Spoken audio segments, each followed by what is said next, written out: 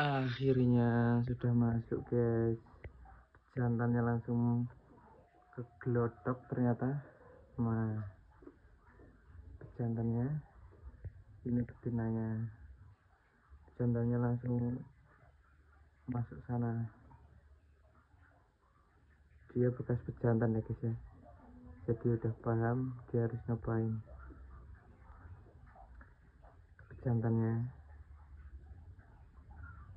Dan ini betinanya gagah semua guys, semoga berhasil. Mantap.